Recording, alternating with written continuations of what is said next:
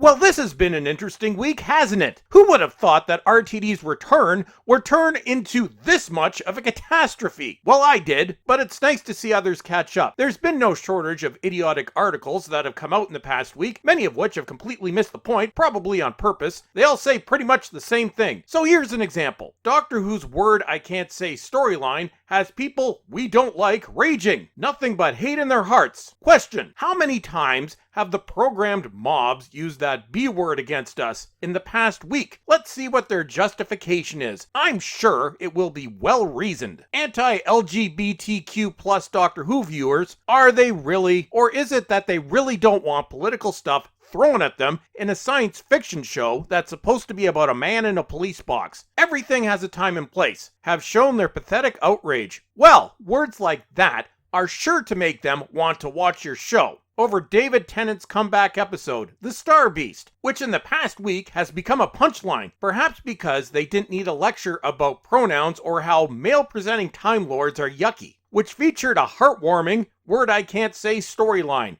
Actually, it was more hitting you over the head with a mallet, although I'm sure it would have been heartwarming for the people using the mallet, as they don't like you. Good lord.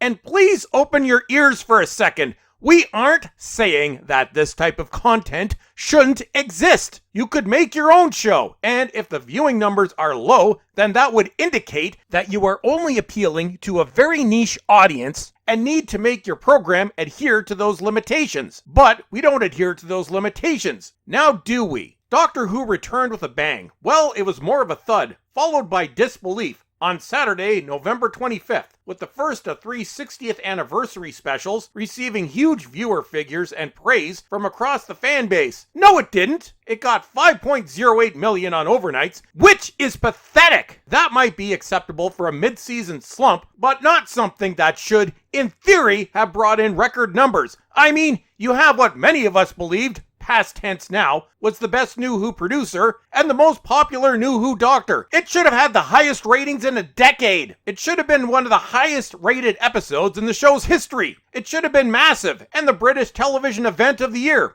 Instead, it managed to have the first episode of Dr. Nasty back in 2018. What this means is that half of the audience wasn't willing to even give it a chance after the last 5 years. And now you're insulting those that did give it a chance. This shall not end well. And of course, you'll just blame the fans and not your own actions. The brand new installment of the flagship British sci-fi series, helmed by returning showrunner Russell the Egomaniac, saw fan favorite duo David Tennant and Catherine Tate reprised their roles as the Doctor and Donna Noble. And comparing this to the last time they were a Doctor companion team in 2008 makes one very depressed as you realize how far this show has fallen. It seems you can't go home again, but then you really should have known better. Crucially, please explain how this was crucial, the cast also featured Heartstopper star Yasmin Finney. She can't act! And who's actually heard of Heartstopper? I'm sure it did wonderfully. As Donna's daughter Rose Noble, with her identity as a word I can't say, woman, front and center throughout the episode. And there's your problem, and I shall keep saying it.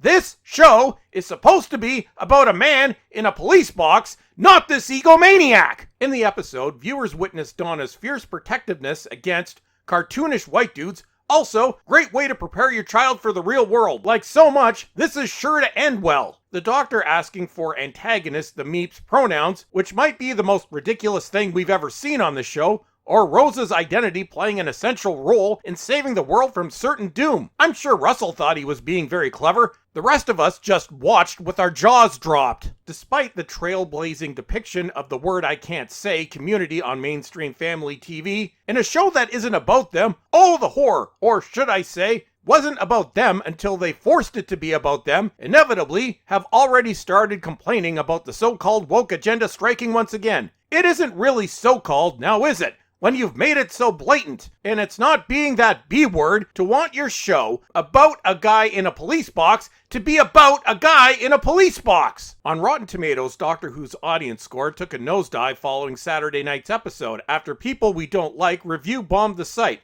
Yep, of course. Nobody liked your show that should be about a man in a police box that wasn't about a man in a police box. But we sure make fun of the man in the police box. It's not that, maybe we should take a different approach, or even contemplate taking responsibility for our actions. Nope, people don't like it, so that must be somebody else's fault, as it always is. It's rigged, I tells ya. Rigged. Just couldn't stop themselves, could they? Hashtag RIP Doctor Who. One angry viewer complained. One? Was it just one? Come on now. Let's spend a few minutes on Reality Island. Wow, what a weak and nonsensical script. Which it was, at best. Without the agenda, it's on the same level as Drivel, like Fear Her, and Love and Monsters. Seriously, pronouns for an alien, another wrote. They do have a point there, Pink News. Most of the negative reviews followed a similar vein. What? Why is my show about a man in a police box not about a man in a police box? With Backlash trending on social media. Should that not tell you something? As anti-word I can't say accounts shared their most vitriolic thoughts under the hashtag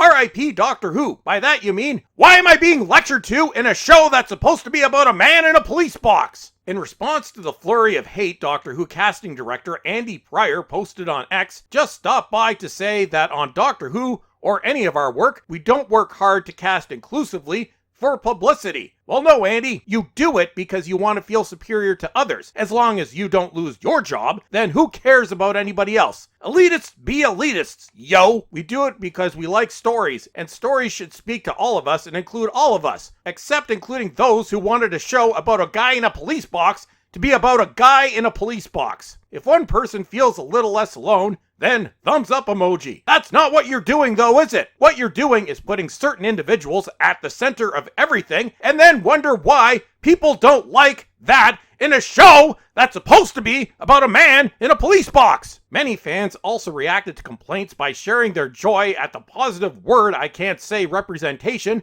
which is so rarely seen on screen. Rarely? Rarely? Is it not the focus of everything now? As I keep saying, it's fine if you want your own show, but please stop making absolutely everything about you. Then the article degenerates into the robot responses we've received for genuine criticism, so we'll just end here. And I'll finish by asking again what many people have been asking: why can't my show about a man in a police box just be about a man in a police box? And that's it for today. Come yell at me on former Twitter, and until next time, suck it.